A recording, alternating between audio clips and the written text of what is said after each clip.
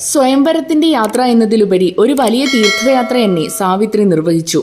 അങ്ങനെ യാത്ര കഴിഞ്ഞെത്തിയ സാവിത്രി നാരദരോട് കൂടിയിരിക്കുന്ന പിതാവിനെ കണ്ട് നമസ്കരിച്ചുകൊണ്ട് പറഞ്ഞു, പിതാവേ, അങ്ങയുടെ നിർദ്ദേശമനുസരിച്ച് ഞാൻ എനിക്കുള്ള ഭർത്താവിനെ കണ്ടെത്തിയിരിക്കുന്നു. അത് സത്യവാനാണ്. സാലരാജ്യം ഭരിച്ചിരുന്ന ധർമ്മശീലനായ ദിമൽസേനൻ എന്ന രാജാവിന്റെ പുത്രൻ. അന്ധനായ രാജാവിന്റെ ശത്രുക്കൾ രാജ്യമെല്ലാം പിടിച്ചടക്കി. അദ്ദേഹം ഭാര്യയോടും മകൻ സത്യവാനോടും ഒന്നിച്ച് കാട്ടിൽ തപസ് ചെയ്യുന്നുണ്ട്. ഞാൻ അവിടെ എത്തി സത്യവാനെ പരിചയപ്പെട്ടു.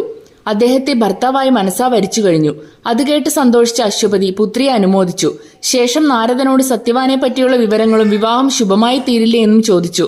സത്യവാനെക്കുറിച്ച് വളരെ നല്ല അഭിപ്രായമായിരുന്നു നാരദർക്ക്. അദ്ദേഹത്തിന്റെ പിതാവും സർവ്വഗുണസമ്പന്നനായ രാജാവായിരുന്നു. പക്ഷേ ഇങ്ങനെയൊക്കെ ആണെങ്കിലും സത്യവാൻ 1 വർഷം മാത്രമേ ആയുസുള്ളൂ. വൈദവ്യ ദുഃഖം വരാതിരിക്കാൻ സാവിത്രി വിവാഹത്തിൽ നിന്ന് പിന്മാറുന്നതാണ് നല്ലത് എന്ന് നാരദർ പറഞ്ഞു. ഇത് കേട്ട് രാജാവ് വളരെ വിഷമത്തിലായി. പുത്രിയോട് ഈ കാര്യം എങ്ങനെ അവതരിപ്പിക്കുമെന്ന് അദ്ദേഹം ചിന്തിച്ചു.